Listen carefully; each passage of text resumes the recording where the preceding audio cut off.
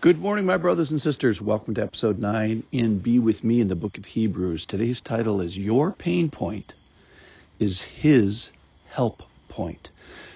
Yesterday we learned about the temptation and the allure of stepping out of this protective boundary that God has for our thoughts and our actions. I almost thought about it like a physical boundary, a big circle that we're supposed to be living in. And I'm present in the now, in moments of the testing, says the Lord. I'm helping in the critical moment of when my affection for sin is weighed against my affection for God. We learned about temptation being universal. It's difficult, and resisting, of course, is hard. So if you have an ongoing pain point of temptation, that's good. Why is that? Because that's exactly the help point of Jesus's grace. So read with me. This is from Hebrews chapter 2, verse 18. Same verse as yesterday, and its corollary. This is 2:18. For because he himself has suffered when tempted, he's able to help those who are being tempted. And then the corollary verse is in chapter 4, verses 15 and 16. For we do not have a high priest who's unable to sympathize with our weakness, but one who in every respect has been tempted as we are, yet without sin. Verse 16. Let us then with confidence draw near to the throne of grace, that we may receive mercy and find grace to help in time of need. So, when does Christ suffer? So we have this high priest who's an intercessor, who's a sacrificer, maker on our behalf. We learn that he is sympathetic. That means he shares the exact same emotion and he shares the exact same sufferings. We learn from this passage that we are weak. That's no surprise to any of us that have paid attention. We learn that he's without sin, and he's been doing this problem successfully. And he's challenging us in a sense to say this can be done successfully if we put the right ingredients in. And he's sympathetic with us. So he's shared in this aspect of humanity, of temptation and resisting temptation. And we should share some emotion with Jesus, and we should sympathize with Jesus's perfect and sinless endurance of temptation. That is, suffering.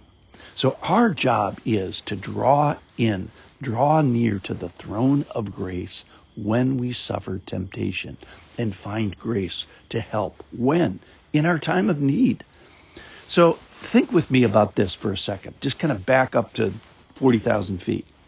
So if we gave Christians a quiz and we ask, when did Jesus suffer? I think everybody would sort of get one of the answers right, which is on Good Friday. So we have betrayal and mocking and reviling and beating and scourging. We have abandonment of his friends and disciples. We have striking. We have interrogations by people that are his own, the Jews and also the Romans. We have the sweating of blood in the Garden of Gethsemane. We have the disciples falling asleep. We have the nailing and the spearing and the crucifixion and the death. We have the even reviling of the thieves on the cross. So I think everybody would get that right.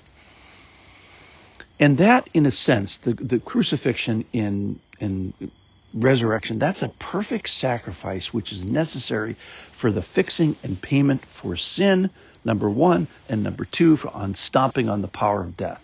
And both of these are important, obviously, but they're both, in a sense, kind of future. So I think the majority of Christians would get the rest of the answer wrong, which is they would be silent on this, and they would miss this truth about Jesus. That is, that Jesus suffered every day of his life.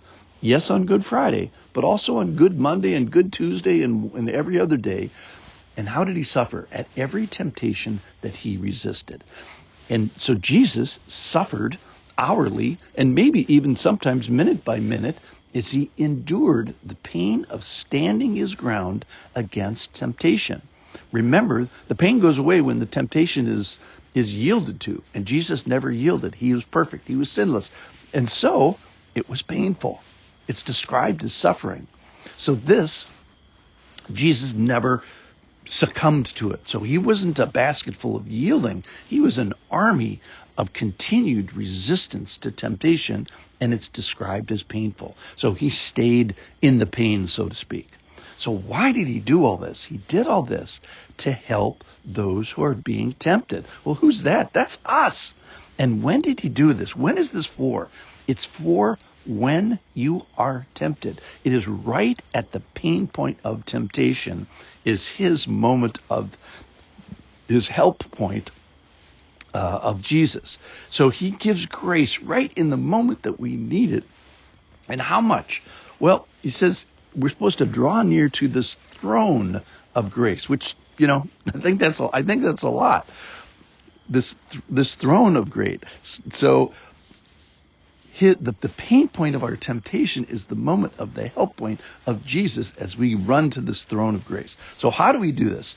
Well, we turn away from temptation, this border of temptation that I've kind of this red line around our life, and physically run away from that border of temptation and run to the center. And at the center, at least in my mind here, that I pictured yesterday, was this throne of grace. And grace, remember, is getting more than we deserve. This is the good stuff, ladies and gentlemen. This is what we need most. It is actual help in real time by a qualified helper who's sympathetic and understanding. And he has suffered for us to help us at this exact moment. So our job, so let's do this. Let's do what it says. Let's draw near to this throne of grace, and we will be helped in our moment of temptation.